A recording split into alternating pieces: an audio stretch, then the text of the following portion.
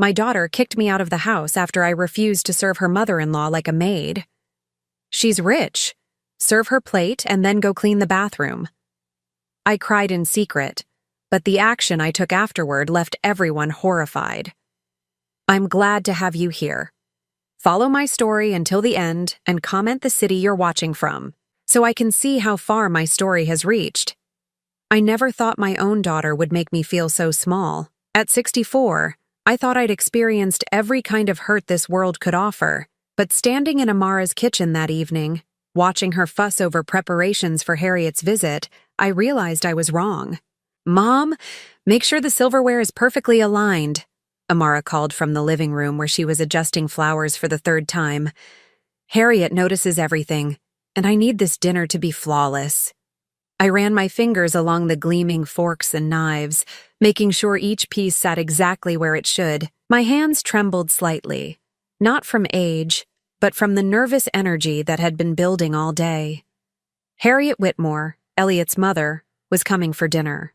The woman who owned half the commercial real estate in our town, who drove a car worth more than most people's houses, who had never spoken to me as anything more than an inconvenience in her son's life. The doorbell rang at exactly 7 o'clock. Harriet didn't believe in being fashionably late. "Get the door, Mom," Amara hissed, smoothing her black dress one final time. "And remember what we discussed." What we discussed. The conversation from earlier that day still burned in my chest. Amara had sat me down like a child receiving instructions. "Harriet expects a certain level of service when she dines," she'd said, not meeting my eyes. "Just be helpful. Do whatever she needs." I opened the door to find Harriet standing there in a cream-colored coat that probably cost more than my monthly rent.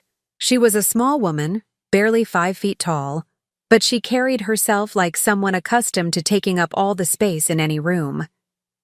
"Mrs. Whitmore," I said softly, stepping aside.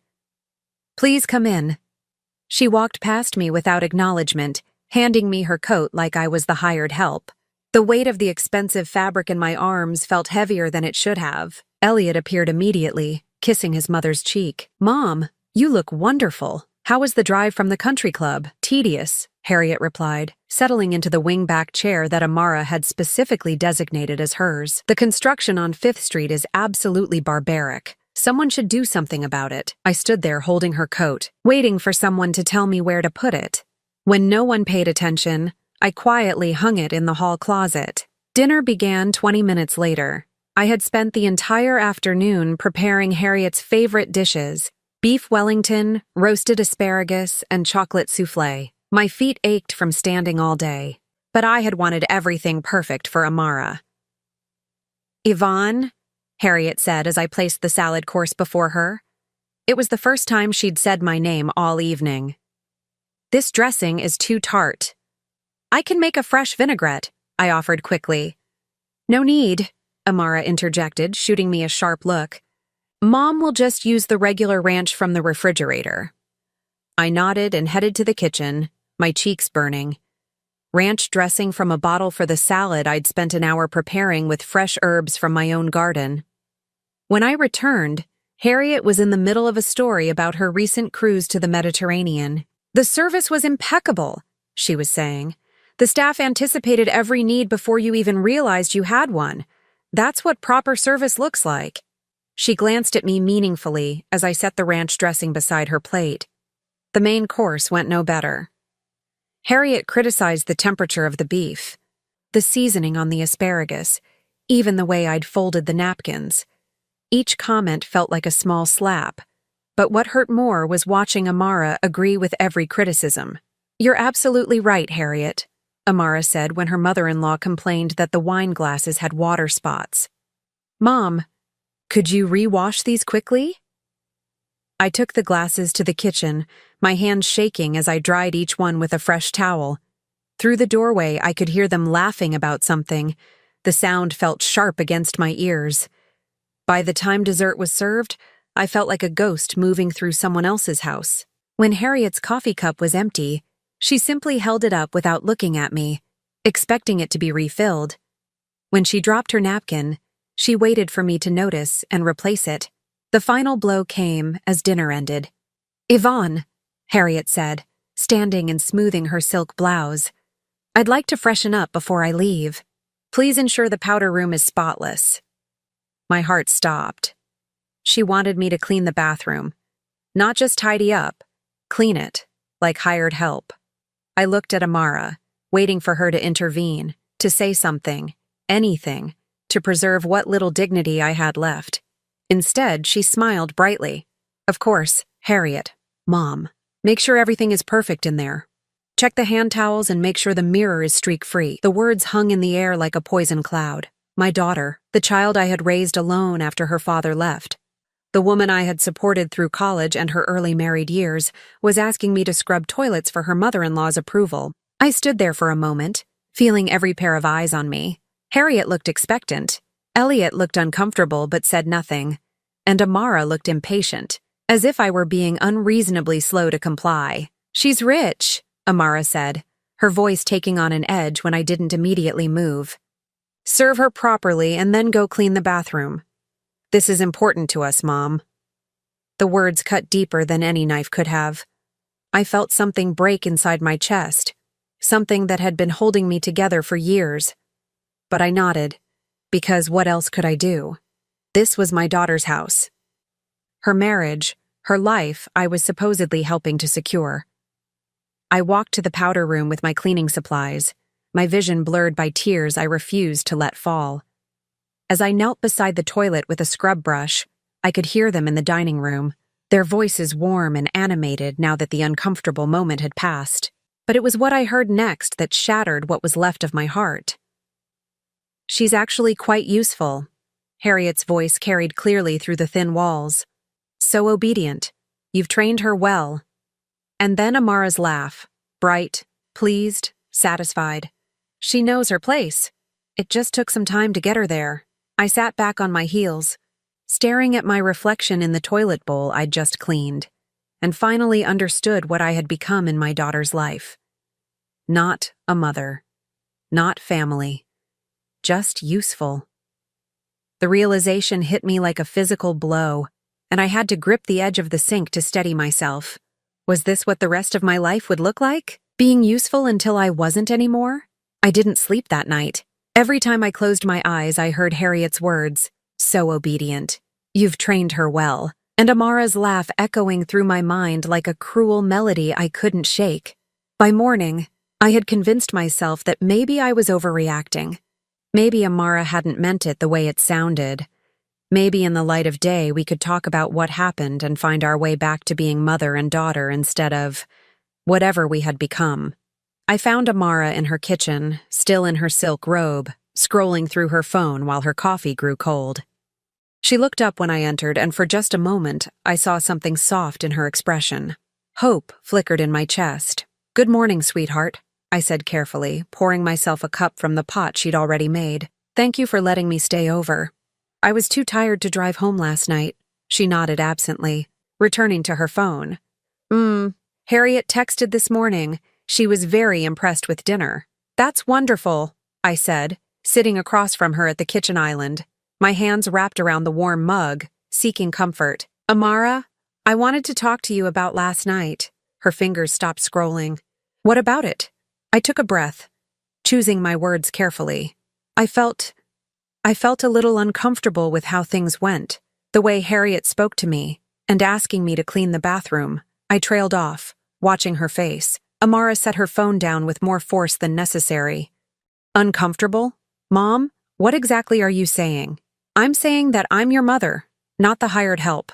I was happy to cook dinner and serve our guest, but when she started ordering me around and you encouraged it," I stopped, seeing the storm building in her eyes. "Encouraged it?" Amara's voice rose an octave. "I was trying to make a good impression on my mother-in-law. Do you understand how important she is to our future? To Elliot's business connections? I understand that she's important to you," I said quietly. "But I'm important too. I'm your mother."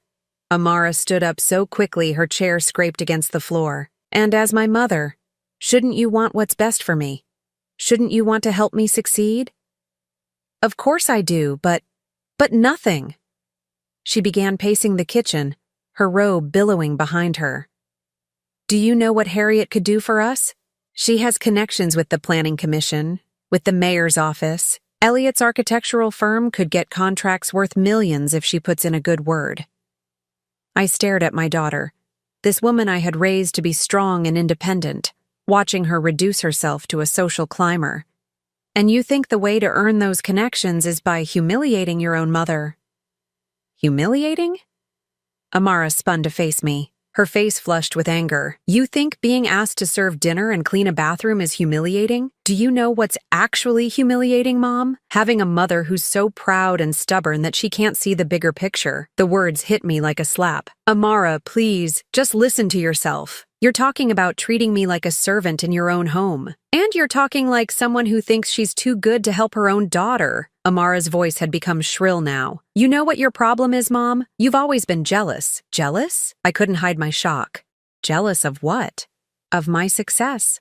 Of my marriage. Of the life I've built. She was getting more agitated by the second. You never had any of this. Dad left you with nothing. And you've spent the rest of your life resenting anyone who has more than you do. The cruelty of it took my breath away.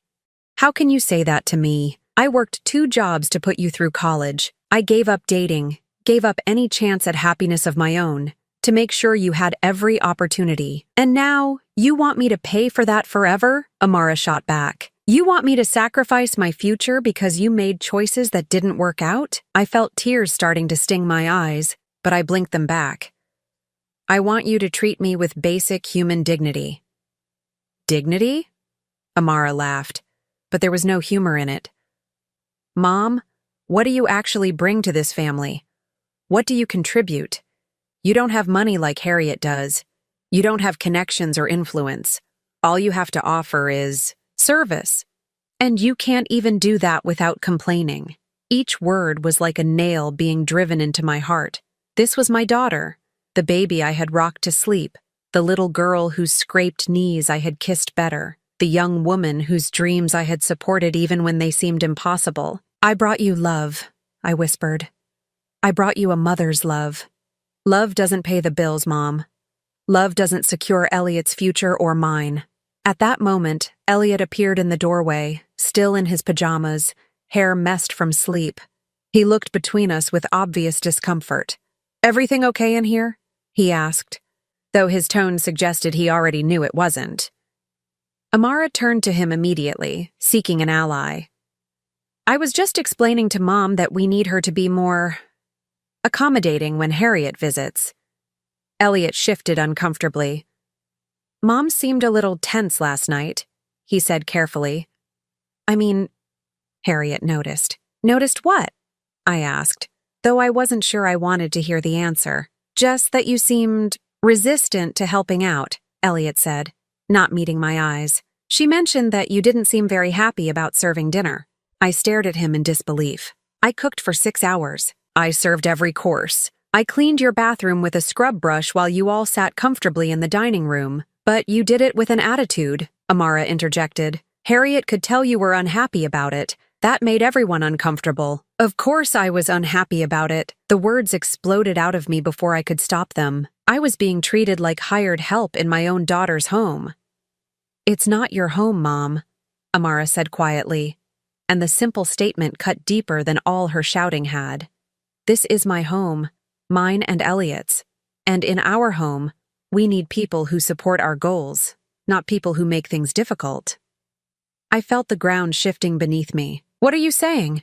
Amara and Elliot exchanged a look that spoke volumes. Then Amara straightened her shoulders and looked at me with the cold determination I recognized from her business dealings. I'm saying you need to decide what kind of relationship you want with us. If you want to be part of this family, you need to accept your role. Help when we ask for help, without complaints or drama. Make Harriet feel welcomed and respected when she visits. And if I don't? Another look passed between them. This time, Elliot spoke. Then maybe it's better if you don't visit when Harriet's here, he said softly. Maybe it's better if you take some time to think about what's really important. The room fell silent except for the ticking of the kitchen clock and the distant hum of the refrigerator. I looked at my daughter, searching her face for any sign of the child I had loved so fiercely, the young woman I had sacrificed everything for. I saw a stranger. So those are my choices? I asked, my voice barely above a whisper. Be your servant or be cut out of your life. Amara's jaw tightened. Don't be so dramatic, Mom. We're asking you to be helpful, to be part of the team. The team, I repeated. And what position am I playing on this team? She didn't answer, but she didn't need to. I could see it in her eyes, in the set of her shoulders, in the way she looked at me like I was a problem to be solved rather than her mother. I was the help, nothing more, nothing less. I stood up slowly, feeling every one of my 64 years in my aching bones. I need to go home. Mom, Amara started, but I held up a hand. I need to think, I said, about what you've said, about what you're asking me to do. I walked upstairs to gather my overnight bag, my legs feeling heavy with each step. Behind me, I could hear them whispering, but I couldn't make out the words. Maybe I didn't want to. As I packed my few belongings, I caught sight of myself in Amara's guest room mirror. I looked old, tired, defeated. When had I become this person? When had I become someone who could be dismissed so easily by her own child? I was almost to my car when I heard the front door open behind me. Mom, wait! Amara called out. I turned, hoping against hope that she had come to apologize, to take back the horrible things she'd said, to remember that she loved me. Instead, she stood on her front porch in her expensive robe, looking like she was already regretting coming after me. Just think about what we discussed, okay? She said. This doesn't have to be complicated. We can still be a family. I looked at her, my beautiful, successful, heartless daughter, and felt something fundamental shift inside me. The last thread of hope I'd been clinging to finally snapped. You're right, I said quietly. It doesn't have to be complicated at all. I got in my car and drove away, leaving her standing there on her perfect porch in her perfect neighborhood, with her perfect life that had no room in it for a mother who wanted to be treated like more than furniture. But as I drove home to my small apartment, I couldn't shake the feeling that this wasn't over. Something told me that the life Amara thought was so perfect was built on much shakier ground than she realized. The first 3 days after leaving Amara's house passed in a blur of sleepless nights and untouched meals. I kept replaying every moment of that awful dinner, every cruel word from the morning after, trying to understand how my relationship with my daughter had deteriorated so completely. My small one-bedroom apartment felt even smaller now, like a box I'd been shoved into and forgotten about. The silence was deafening. For years, even when Amara and I weren't speaking regularly, I always knew she was there. A phone call away, part of my life, part of my world. Now that connection felt severed, and I wasn't sure how to exist without it. I wandered from room to room like a ghost, picking up books I couldn't concentrate on, starting household tasks I'd abandon halfway through. The walls seemed to close in on me, filled with photographs of Amara at various stages of her life. Graduation pictures, wedding photos, holiday celebrations where we'd both been smiling and happy. Had it all been an act? Had she always seen me as a burden, as someone useful but ultimately disposable? On Thursday morning, I was sitting at my kitchen table staring at a cup of coffee that had long since gone cold when my laptop chimed with an incoming email. I almost ignored it. Most of my correspondence these days was bills or advertisements, but something made me look. The sender was Morrison and Associates, the accounting firm that handled the books for Amara's interior design business. I frowned, clicking it open. Why would they be contacting me directly? Then I remembered. When Amara had started her business 5 years ago, I'd helped her set it up. We'd listed me as a secondary contact for important financial documents, partly because she traveled frequently for client meetings, and partly because I'd helped her secure the initial startup loan.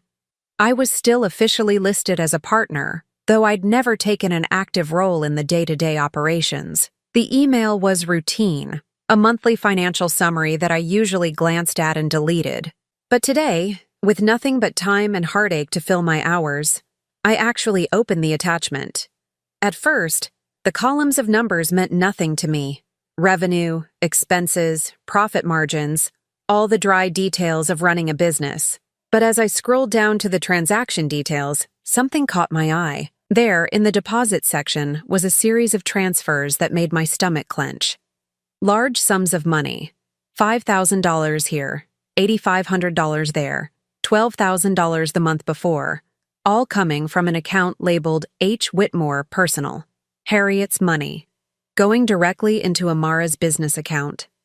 I stared at the screen, feeling my pulse quicken. When had Harriet invested in Amara's business? In all our conversations about the company's growth, Amara had never mentioned taking on an investor, especially not her mother-in-law. The deposits were substantial and regular, dating back almost 8 months, but something felt wrong about it.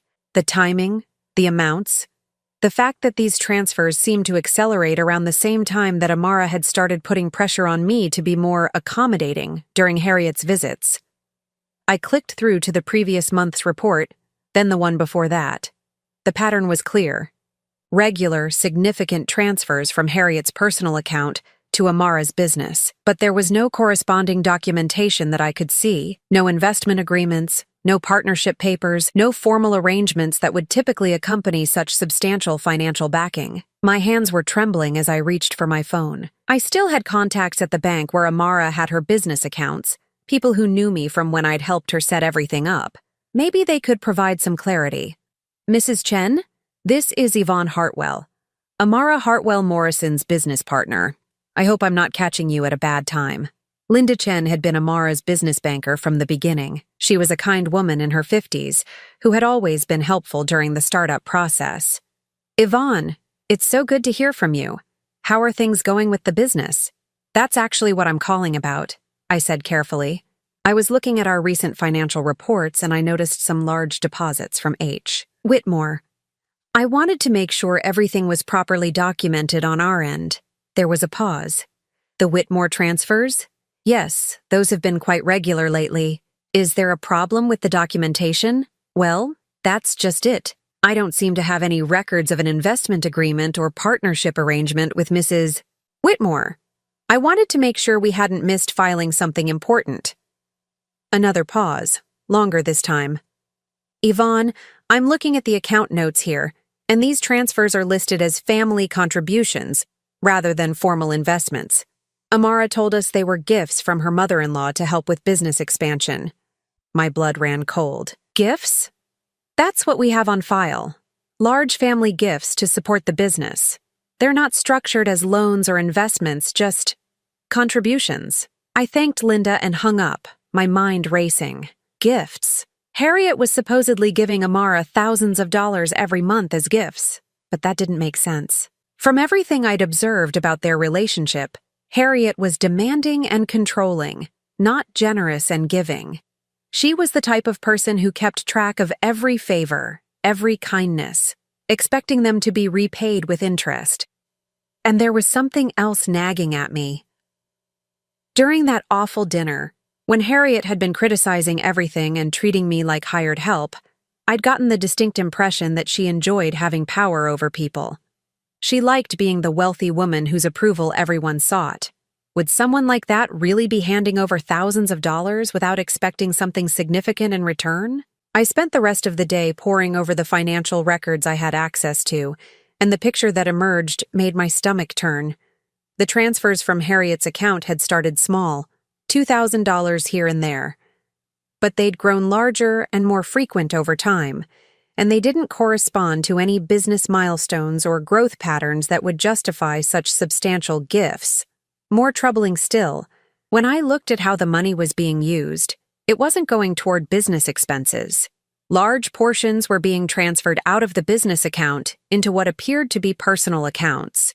Money that was supposedly being given to help Amara's interior design company grow was instead funding an expensive lifestyle. But the most damning detail was in the timing. The largest transfers had occurred during periods when, according to social media posts I could still see on Amara's public accounts, Harriet had been traveling or dealing with health issues, the kind of times when an elderly woman might not be monitoring her finances as closely as usual. I sat back in my chair, feeling sick. It couldn't be what it looked like. Amara wouldn't steal from her mother-in-law. She might be cold and calculating. She might prioritize money over relationships. But she wasn't a thief, was she? I tried to think of alternative explanations. Maybe Harriet really was investing in the business and just didn't want it formalized. Maybe she was helping Amara and Elliot with personal expenses as a way of supporting their marriage. Maybe there was a perfectly innocent explanation for why thousands of dollars were flowing from an elderly woman's personal account into my daughter's business without any formal agreements or documentation. But deep in my gut, I knew better. The way Amara had been so desperate to impress Harriet, so insistent that I cater to her every whim, so determined to maintain a relationship that seemed to bring her no joy. It all made horrible sense if she was stealing from the woman. And there was something else. Something that made my blood run cold when I thought about it. The way Harriet had treated me during dinner, ordering me around like hired help while Amara not only allowed it, but encouraged it. What if that wasn't just about social climbing? What if Amara was deliberately fostering a dynamic where Harriet felt powerful and in control? Where she felt like the generous benefactor who deserved to be catered to? What if my humiliation had been part of a larger manipulation? I closed the laptop and walked to the kitchen window, staring out at the parking lot of my apartment complex. The autumn sky was gray and heavy with unshed rain, matching the weight I felt in my chest. My daughter wasn't just cold and ungrateful. If I was right about what I was seeing in these financial records, she was a criminal. She was stealing from an elderly woman, using her marriage and her family relationships as cover for theft. And she had turned me into an unwitting accomplice, making me serve and clean and humble myself to maintain the illusion that we were all one happy family, that Harriet was the beloved matriarch whose generosity deserved our grateful servitude. The worst part was how perfectly it had worked. Harriet had felt powerful and respected, Amara had gotten her money, and I had been the useful tool that made it all possible. My humiliation hadn't been a byproduct of Amara's social climbing. It had been an essential part of her con. I pressed my forehead against the cool glass of the window and finally let myself cry. Not just for the loss of my relationship with my daughter, but for the discovery of who she really was. The child I had raised, the woman I had sacrificed everything for, was a stranger to me. Worse than a stranger, she was someone I wouldn't want to know if we weren't related. But as the tears dried on my cheeks, I felt something else stirring inside me, something harder and colder than grief. If Amara thought she could use me as a prop in her scheme to defraud an elderly woman, she had made a serious miscalculation. I might be old, I might be alone, I might have been foolish enough to let myself be humiliated for the sake of family peace, but I wasn't going to stand by and watch her destroy an innocent person's life. It was time Harriet knew exactly what kind of daughter-in-law she had. Sleep became impossible after discovering those financial records. I'd lie in bed staring at the ceiling, my mind churning through the implications of what I'd seen, trying to convince myself there had to be another explanation. But every time I closed my eyes, I saw those numbers, $47,000 in total over 8 months, flowing from Harriet's personal account into Amara's business with no documentation, no agreements, no legitimate business purpose. By Friday morning, I knew I had to dig deeper. I couldn't go to Harriet with suspicions. I needed facts, hard evidence that would be impossible to explain away or dismiss. I made coffee and sat down at my laptop with grim determination. If Amara was stealing from her mother-in-law, there would be a trail. Thieves, even smart ones, always left breadcrumbs. The first thing I did was access the business's online banking portal. As a listed partner, I still had login credentials, though I'd rarely used them since helping Amara set up the accounts years ago. I held my breath as I entered the password, half expecting to find that my access had been revoked. But the screen loaded without issue, showing me real-time account activity. What I saw made my stomach drop. The pattern was even more extensive than the monthly summaries had revealed. Not only were there regular transfers from Harriet's account, but there were also cash withdrawals and transfers to personal accounts that didn't match any legitimate business expenses I could identify. Money was flowing in from Harriet and flowing right back out to fund what looked like personal purchases. I spent the next 2 hours going through transaction records line by line, cross-referencing dates and amounts. A $3,000 withdrawal on the same day Amara had posted Instagram photos from an expensive spa weekend. A $8,500 transfer to Elliot's personal account the week before they'd taken their anniversary trip to Napa Valley. Thousands of dollars in cash withdrawals with no business justification whatsoever. But I needed more than just financial records.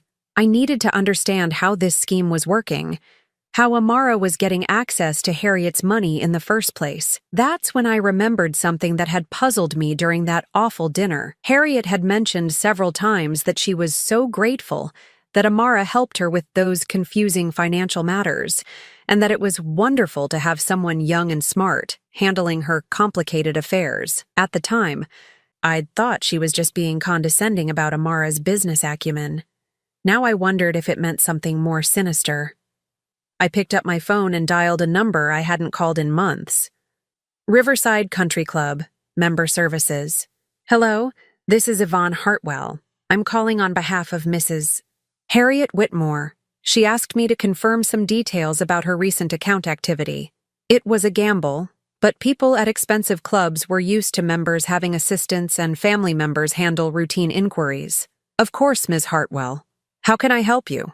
Mrs. Whitmore wanted me to verify whether her automatic payment arrangements are still in place. She's been having some confusion about which bills are being paid directly from her accounts. Let me check her file. Yes, I see she has several automatic payments set up. Her monthly membership fees, spa services, and dining minimums are all handled through automatic withdrawal. Is there a specific payment she was concerned about?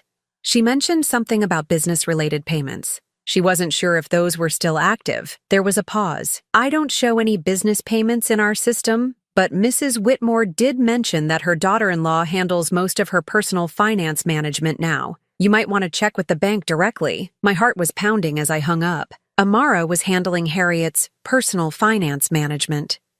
That explained how the transfers were happening so regularly and in such substantial amounts.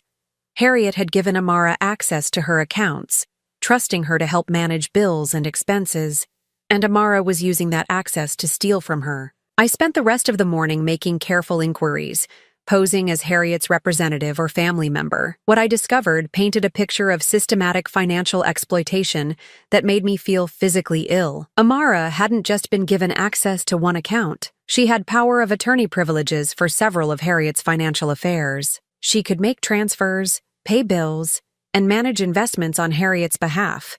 It was an arrangement that made sense on the surface. Harriet was in her 70s, traveled frequently, and might legitimately need help keeping track of complex finances. But Amara was abusing that trust in the most calculated way possible. The transfers weren't random or opportunistic.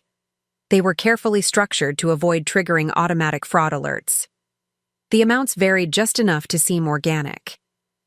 They occurred during times when Harriet was likely to be distracted or unavailable, and they were always labeled as family support or business development, categories that would seem reasonable if Harriet happened to notice them during routine account reviews. It was sophisticated, methodical theft disguised as family financial planning. But the discovery that truly broke my heart came when I found Amara's personal social media accounts, the private ones she thought only close friends could see. Through some careful internet searching and social media cross-referencing, I found posts dating back almost a year where Amara talked about her financial strategy with casual cruelty that took my breath away. Managing the old lady's money is easier than I thought, read one post from 6 months ago. She barely pays attention to where it goes as long as she feels important and in control. Another, from just 2 months ago. The key is making them feel generous and appreciated. Let them play the role of the wealthy matriarch, and they'll fund whatever lifestyle you want. And the one that made me physically nauseous. Sometimes I can't believe how easy this is. She actually thanks me for helping with her finances. If she knew what I was really doing, she'd probably have a heart attack. Lol. I stared at the screen in horror. These weren't the words of someone who had gradually succumbed to temptation or made poor decisions in a moment of weakness. This was a predator talking about her victim with gleeful calculation. My daughter wasn't just stealing from an elderly woman. She was enjoying it. The final piece of the puzzle came from an unexpected source. While I was printing out screenshots of the social media posts, my phone rang. The caller ID showed Elliot's office number. Mrs. Hartwell? This is Janet from Elliott Morrison Architecture. I'm so sorry to bother you, but we have a payment issue we're hoping you can help clarify. My pulse quickened. What kind of payment issue? Well, we've been receiving monthly payments from a Mrs. H. Whitmore for the past several months. The payments are substantial, usually around $4,000, and they're labeled as architectural consulting fees. But Mr. Morrison hasn't done any work for a Mrs. Whitmore, and we can't find any contracts or project records in our system. I felt the blood drain from my face. These payments are going directly to Elliot's firm? Yes, ma'am. We've been depositing them and setting the money aside because we weren't sure what to do. Mr. Morrison keeps saying he'll look into it, but he's been traveling a lot lately and, well, we're getting concerned about the accounting irregularities. How much money are we talking about in total? About $28,000 over the past 7 months. It's a significant amount, and we need to either return it or properly document whatever services it's supposed to cover. I thanked Janet and hung up, my hands shaking. It wasn't just Amara. Elliot was involved too, taking money directly from his mother's accounts under the guise of architectural consulting fees for work that didn't exist. They were working together to systematically rob Harriet Whitmore. I spent the rest of that day organizing everything I'd discovered. Financial records showing the transfers from Harriet's accounts to Amara's business. Screenshots of social media posts revealing the calculating nature of the scheme. Phone records and documentation proving that Harriet's money was being funneled into personal accounts and used for vacations, spa treatments, and lifestyle expenses that had nothing to do with business operations. By evening, I had assembled a comprehensive dossier that painted an undeniable picture of financial elder abuse. But as I sat there looking at the evidence spread across my kitchen table, I felt something I hadn't expected. A deep, crushing sadness that went beyond anger or betrayal. This was my daughter. The baby I had held in my arms. The toddler whose fears I had soothed. The young woman whose dreams I had supported even when money was tight and sacrifices were hard. I had raised her to be strong, independent, and successful. I had never imagined I was raising someone who would prey on elderly people for money. The woman who had humiliated me in her kitchen, who had told me I was only valuable for my service, who had treated me like furniture in front of her victim. That woman was a stranger wearing my daughter's face. But Harriet wasn't a stranger. She was an elderly woman who trusted her son and daughter-in-law to help protect her interests, not exploit them. She might be demanding and difficult, but she didn't deserve to be stolen from by the very people she considered family. I gathered up all the evidence and put it in a manila folder. Tomorrow, I would drive to Harriet's estate and show her exactly what kind of family she had welcomed into her life. It was time for the truth to come out, no matter how much it would cost me. Because the daughter I had loved was already gone. The woman living in her house, using her name, building her life on stolen money. She wasn't someone I recognized anymore, and I wouldn't protect a criminal, even if she had once been my child. The drive to Harriet's estate felt longer than the actual 40 minutes it took. My hands gripped the steering wheel so tightly that my knuckles had gone white, and the manila folder containing all the evidence sat on the passenger seat like a loaded weapon. I'd barely slept the night before, running through different scenarios of how this conversation might go. Would Harriet believe me? Would she think I was a bitter ex-mother-in-law trying to cause trouble? Would she even listen before having me escorted off her property? But every time doubt crept in, I remembered Amara's social media posts. She actually thanks me for helping with her finances. If she knew what I was really doing, she'd probably have a heart attack. Lol, the cruelty of it steeled my resolve. Harriet deserved to know the truth, regardless of how difficult this conversation would be. The Whitmore estate sat behind ornate iron gates on 15 acres of meticulously maintained grounds. I'd only been here once before, for Amara and Elliot's engagement party 3 years ago. Even then, I'd felt out of place among the marble statuary and imported rose gardens. I pressed the button on the intercom at the gate, my heart hammering against my ribs. Whitmore residence. This is Yvonne Hartwell. I need to speak with Mrs. Whitmore about an urgent family matter. There was a long pause. Mrs. Whitmore isn't expecting any visitors today. Please tell her it's about Amara and Elliot. It's extremely important. Another pause.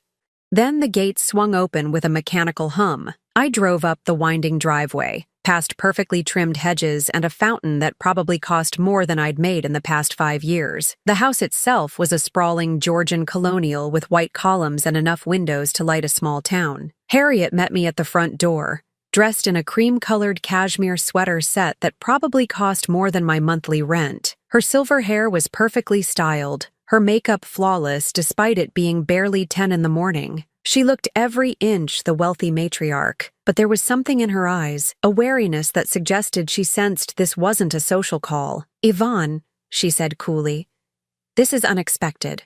I hope everything is all right with Amara and Elliot." "That's what I need to discuss with you, Mrs. Whitmore. May I come in?" She hesitated for just a moment, then stepped aside. "Of course. Let's go to the sitting room." The sitting room was exactly what I'd expected.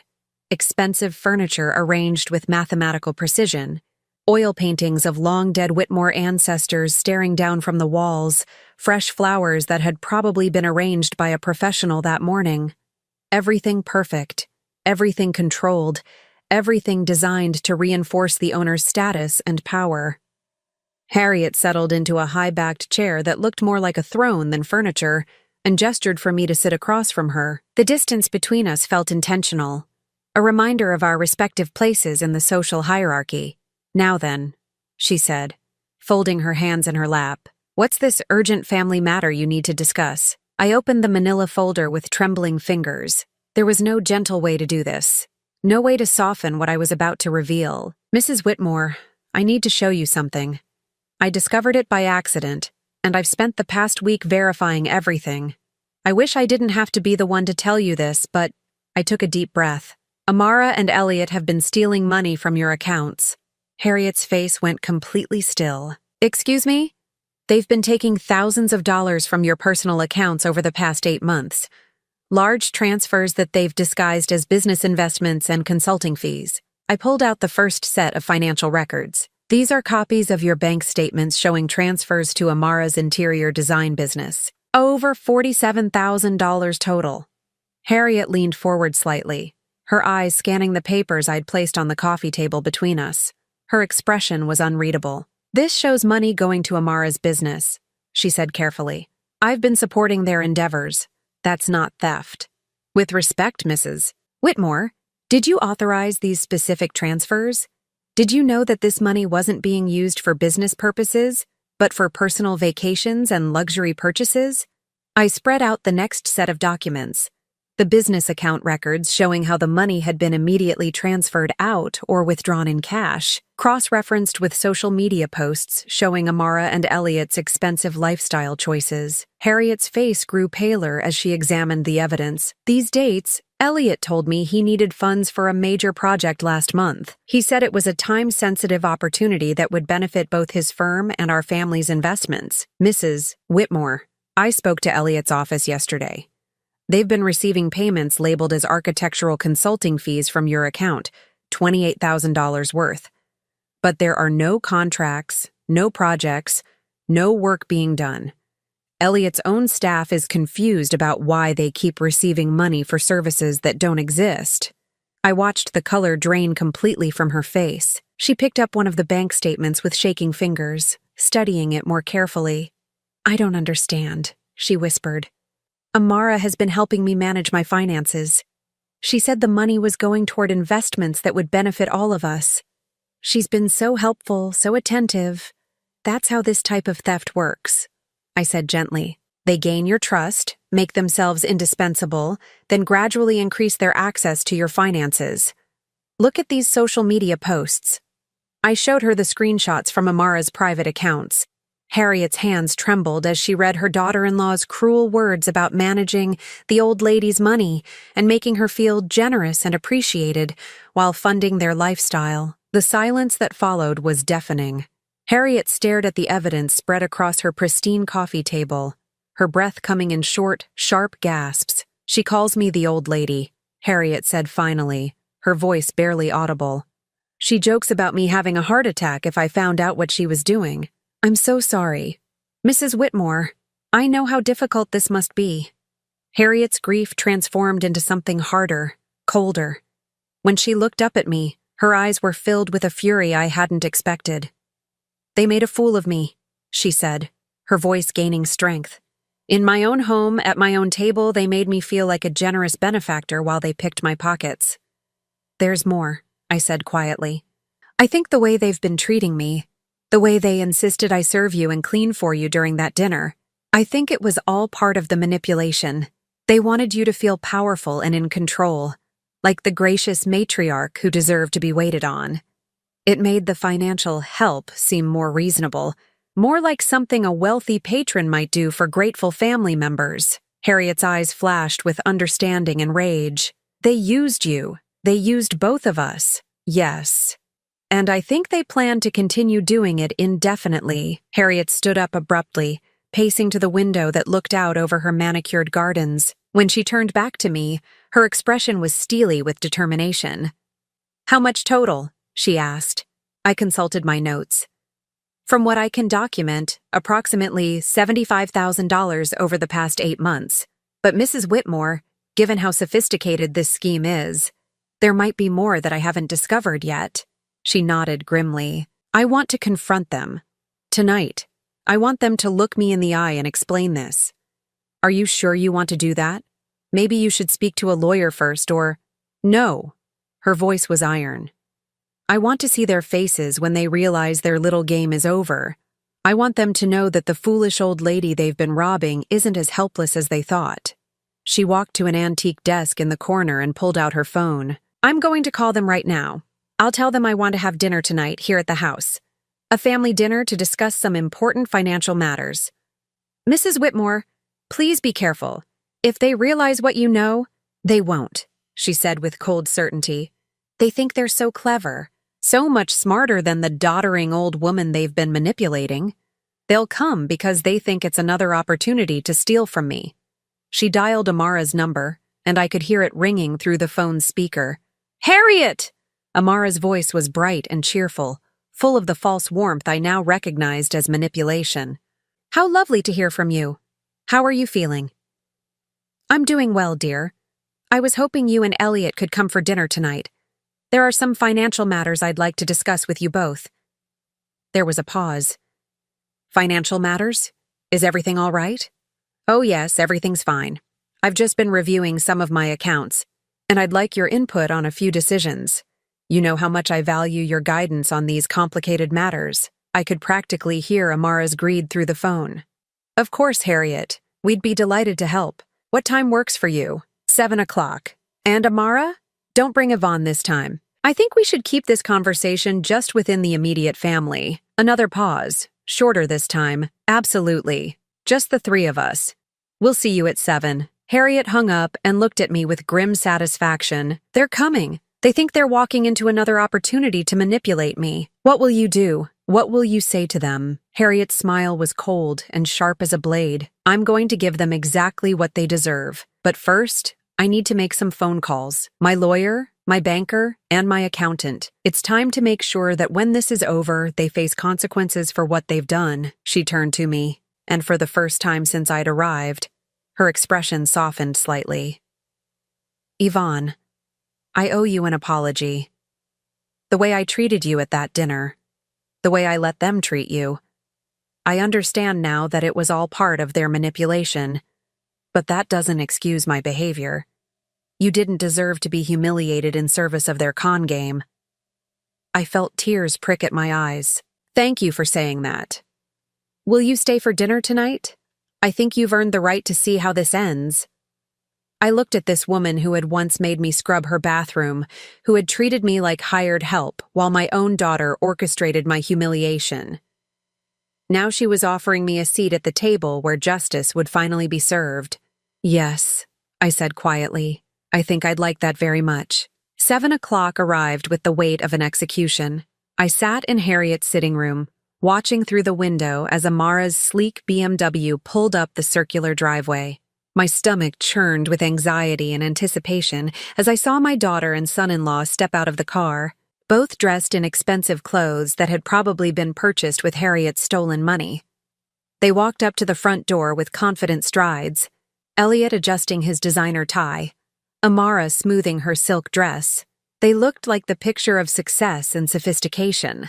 They had no idea they were walking into their own reckoning. Harriet had spent the afternoon making calls to her lawyer and accountant, setting wheels in motion that would ensure this confrontation had real consequences. She'd also had me move to the study, where I could hear everything through the open French doors but remain out of sight until the right moment. Remember, she'd told me as we'd planned this confrontation, they need to understand that their victims aren't helpless, that their manipulation didn't work because we were weak, but because we trusted them. I heard the front door open, followed by Amara's bright, artificial voice. "Harriet, you look wonderful. Thank you so much for inviting us over." "Elliot." Harriet's voice was perfectly controlled, giving away nothing. "How good of you both to come on such short notice." "Of course," Elliot replied. "We're always happy to help with any financial questions you might have." I could hear them moving into the dining room, their voices becoming slightly muffled by distance. Harriet had set the table with her finest china and crystal, as if this were indeed a normal family dinner. The irony wasn't lost on me. My daughter was about to be served her comeuppance on bone china worth more than my car. "I hope you don't mind," Harriet was saying, "but I've asked my lawyer to join us by phone later. There are some documents I'd like to review with all of you present." "Documents?" Amara's voice carried just a hint of tension. "Investment papers, account authorizations, that sort of thing. I'm trying to get better organized about my financial affairs. You know how scattered I can be about these matters." Elliot laughed, and the sound made my skin crawl. "You're hardly scattered, Mother. You've always been very sharp about business. Have I? Sometimes I wonder. There are transactions in my accounts that I'm having trouble remembering authorizing. Large transfers that I'm sure I approved, but the details are becoming fuzzy." I held my breath, waiting for their response. "Well, that's perfectly normal," Amara said smoothly. "You handle so many different investments and accounts. That's why you asked us to help keep track of everything, remember?" "Yes, I do remember asking for help, though I'm having trouble remembering asking for quite this much help." The temperature in the room seemed to drop 10 degrees. I could practically feel the tension radiating through the walls. "I'm not sure I understand," Elliot said carefully. "Oh, I think you understand perfectly." Harriet's voice had transformed completely, losing all pretense of frail confusion and becoming sharp as steel. "I think you understand exactly how much help you've been giving yourselves to my money." The silence that followed was deafening. "Harriet," Amara began, her voice higher than usual, "I don't know what you think. I think you've stolen over $75,000 from me in the past 8 months. I think you've been using your access to my accounts to fund your lifestyle while pretending to be loving, helpful family members. I think you're thieves." I heard a chair scrape against the floor, then Elliot's voice, strained and defensive. "Mother, that's a serious accusation. If there's been some kind of misunderstanding about the money transfers." "There's been no misunderstanding." Harriet's voice was cold as winter. "I have bank records, transaction histories, documentation of every dollar you've stolen. I have screenshots of social media posts where you joke about how easy it is to manipulate the old lady and laugh about me having a heart attack if I discovered what you were doing." The crash that followed sounded like someone had dropped a wine glass. That was my cue. I stood up from my chair in the study and walked into the dining room. The manila folder in my hands, Amara was standing beside the table, her face white as paper, staring at Harriet like she'd seen a ghost. Elliot had gone completely still, his mouth slightly open in shock. Between them, red wine was spreading across Harriet's white tablecloth from the shattered remains of a crystal glass. "Hello, Amara," I said quietly. My daughter's head snapped toward me, her eyes wide with panic and fury. "What is she doing here?" she demanded, turning back to Harriet. "She's the one who discovered what you were doing," Harriet replied calmly. "She came to me with evidence of your theft because, unlike some people, she has a conscience." Amara's face twisted with rage. "She's lying. She's trying to turn you against us because I refuse to let her treat you like a servant." I almost laughed at the audacity of it. Even now, even caught red-handed, she was trying to rewrite history. "Actually, Amara, You insisted that I treat Mrs. Whitmore like she was my employer. You demanded that I serve her and clean for her, remember? You said she was rich and I should know my place. That's not how it happened. It's exactly how it happened, Harriet interrupted. And now I understand why. You were conditioning me to feel powerful and superior so I wouldn't question the financial help I was supposedly giving you. You made me feel like a generous benefactor while you robbed me blind. Elliot finally found his voice. Mother, please, if you just let us explain. Explain what? Harriet's fury was building now, no longer contained by her aristocratic composure. Explain how you've been stealing from your own mother? Explain how you created fake consulting fees to funnel my money into your personal account? Explain how you laughed about my potential heart attack while you picked my pockets?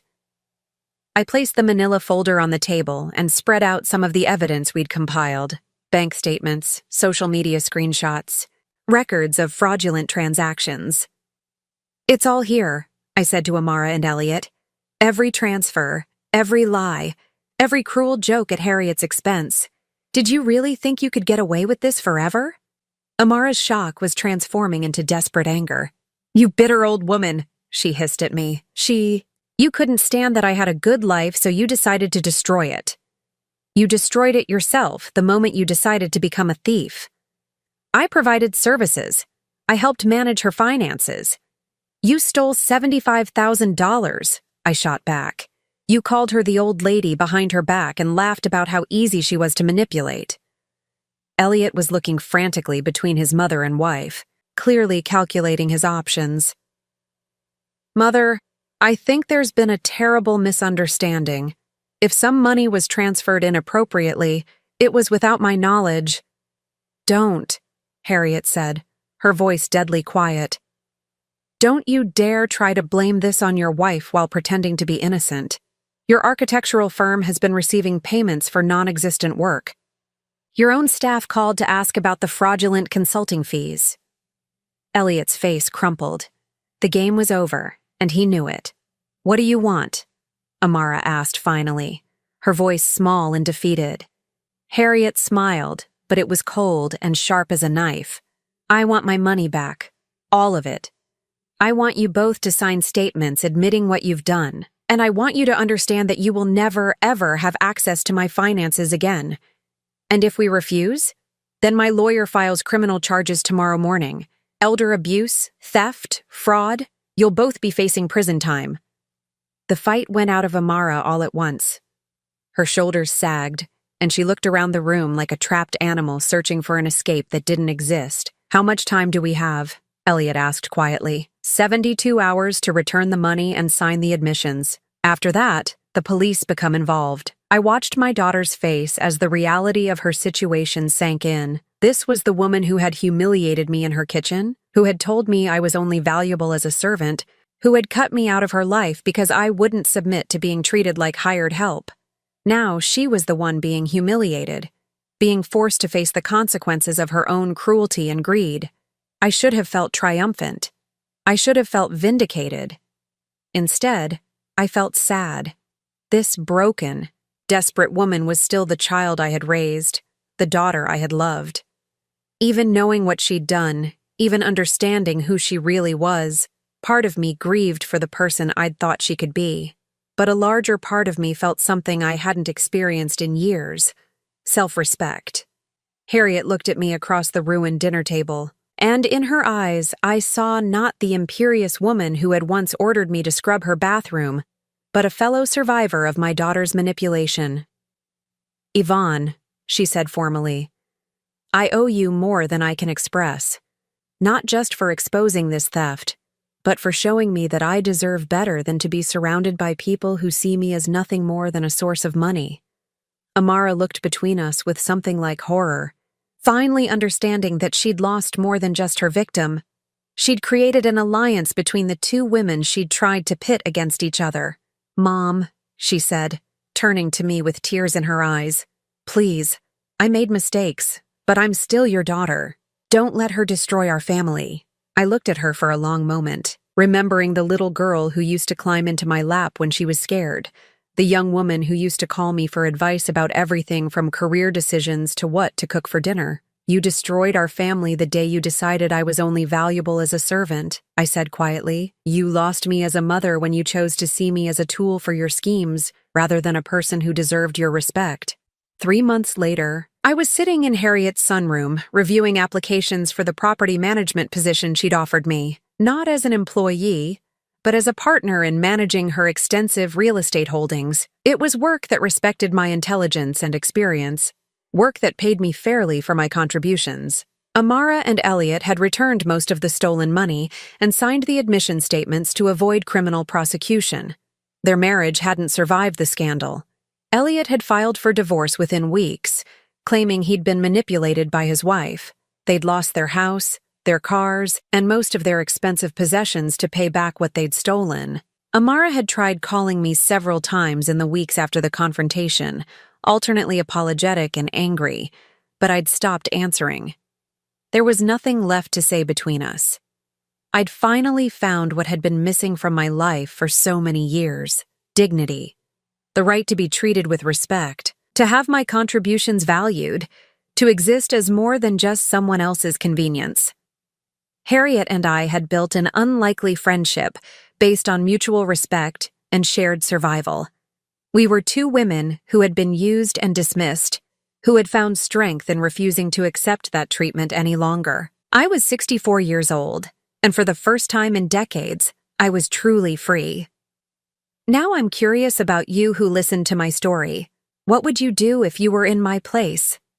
Have you ever been through something similar? Comment below, and meanwhile, I'm leaving on the final screen 2 other stories that are channel favorites, and they will definitely surprise you. Thank you for watching until here.